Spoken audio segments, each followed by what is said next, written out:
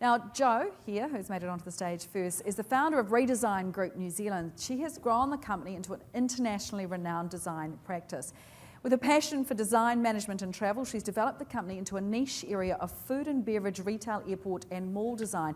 And that's extended into opportunities for growth right around the world. 4 offices, India, Vietnam, Saudi Arabia. They are headquartered in Christchurch and they are in territories to service their clients.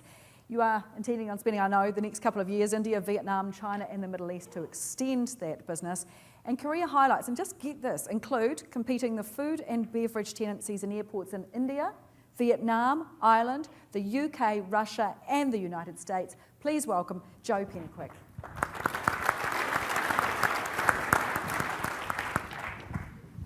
Thank you everyone, it's a pleasure, great pleasure to be here this morning, and thank you Susan for the introduction.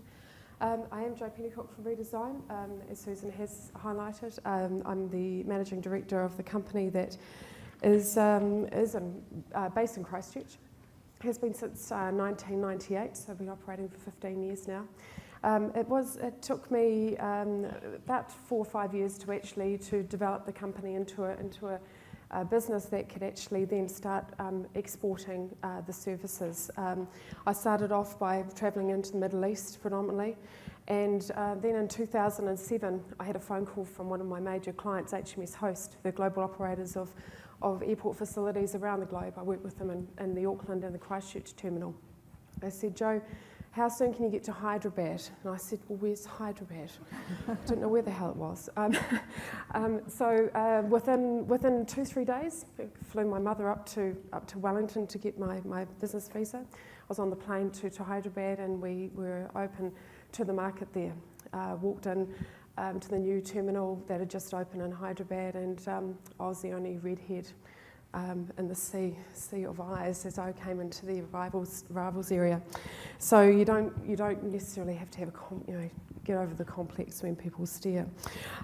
So I mean today what I'm looking at is really just sharing some of my experiences and my objectives, my vision, the company's vision, because there's a person here standing in front of you talking, but there's a good group of people that actually back a lot of what we do, which are located predominantly in Christchurch but around the world. So I've really based a lot of my discussion on what I call the 10 P's of business. I know a lot of people in this room would have heard of the same analogies, but it's something that I really play on as far as making sure that a lot of these items that you'll see in these next sheets are actually carried through in all of my business ventures, and every one of my company has the same values and are aware of the items that I'm going to talk to you about. So basically, presence. As we know, we're at the bottom of the world, New Zealand, Christchurch as well. So we're 17 hours away from India, we're 24 hours away from the Middle East. So it's very important to actually be in the market to make sure that you can actually maintain the relationships. It's hard to maintain a relationship over the email, over the phone. So what we have strategically done is looked at the areas that we see that are the most growth in the world. Predominantly, our clients are taking us there, which is another good thing. So the likes of Host, they had their operations in India. We started off in Mumbai International Airport, where we actually constructed all of the facilities and the construction of all of the food court and kiosks in Christchurch, containered and sent it across to Mumbai to be installed. So that was 2007. Since then, we have now developed the Delhi International Airport, which opened for the 2010 Commonwealth Games. We're working on Hyderabad extension and also Bangalore extension. So if we don't have our people in the market in India, then we can't manage that from a day-to-day basis. Likewise, in Vietnam, we've just in the process of setting up our company, registered LLC company in Vietnam, just purely on the basis that we want to see that area or the Vietnam office as being the driver for our work into Cambodia and into China. Last month I travelled to Hainan Island and looked at Haikou and Sanya Airport. We've just got the tender through 2 days ago to work on the Sanya Airport for international, the VIP and the domestic terminals. So again, our Ho Chi Minh City-based office will actually drive a lot of the design. We're working in Cambodia as well with the Sihanoukville airport upgrade. They're sleeving the airport because they want it to be at a level to boost the tourism in that region. So Saudi Arabia, as Susan to say as well, is a very interesting part of the world to be. I have one of my designers from Christchurch based there, Jasmine Suma, and she is there in a compound living and working in one of the most prestigious buildings called Kingdom Tower. So we're actively there. We're in those markets. We're building the business. We get the contacts on a day-to-day basis over the internet. We haven't even started our marketing strategy in Saudi, and we're generating business through word of mouth and by the sheer amount of work that we're doing in the region. People, as you know, you have good people behind you, you do good business and you generate business for your company. So we employ people that have the same passion and the same drive for the product and the service. You know, we're a service-based company, so you really have to have people that are really confident in what they say. We not necessarily me being in front of the client the whole time, but my staff and my designers. So we invest in training, we invest in clear systems and procedures, we invest on the zeros and the workflow max, so we can actually, as a global unit, actually have one consolidated workflow processing system. We can track projects and we can keep a global look at what the projects are doing. And the biggest challenge, of course, is to find the right people. So, you know, you can, on CV, find the right person that you think will do the job, but is that the right person for you? So it's actually making sure that you actually have the right people that can actually critique and make sure you get the right people to move forward. And in India, of course, is quite a buoyant market, and there's a lot of designers. However, it's very hard to actually get people that can actually look outside of the square. They're trained as an engineer, they're trained as a designer, they're trained as a draftsperson, but they don't want to necessarily extend that into another area. So we have to sort of inject the New Zealand way of the way that we design, so we can actually start educating our staff and building the staff to suit our company. Partnerships in business offshore is a very critical part of our business.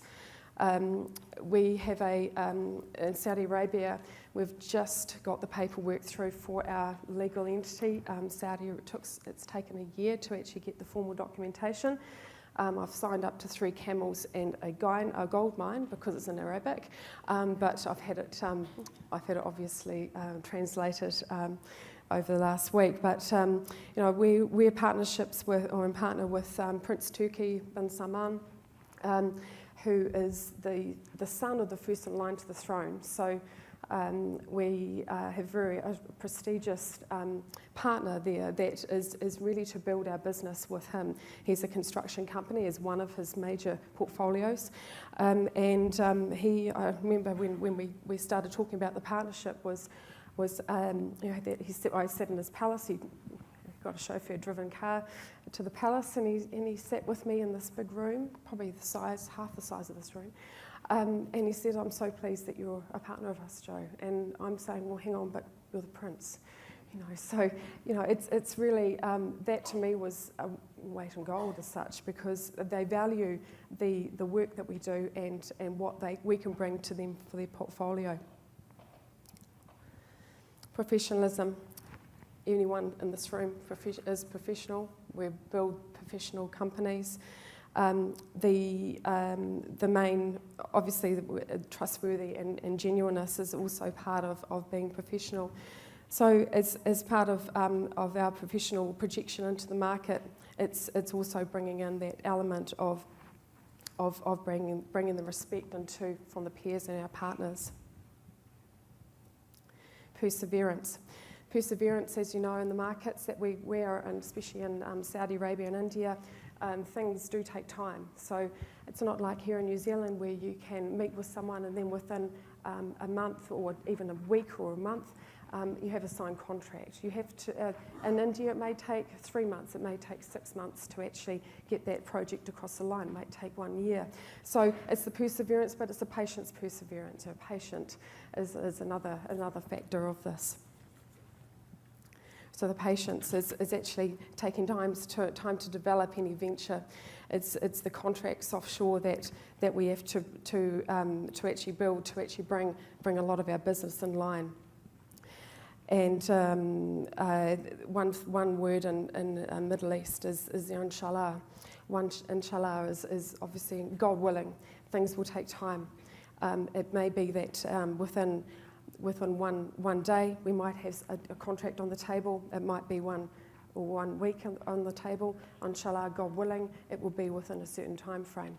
New Zealand, we actually make sure that those contracts are on the table when it's said.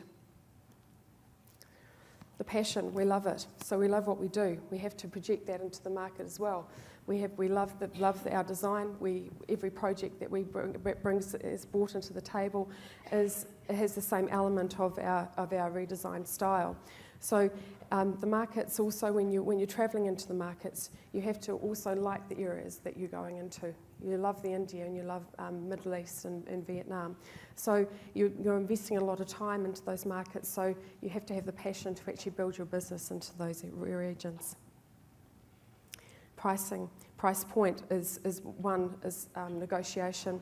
So the territories that we operate are somewhat ruthless, and we deal across the line where we have this a high level of negotiation.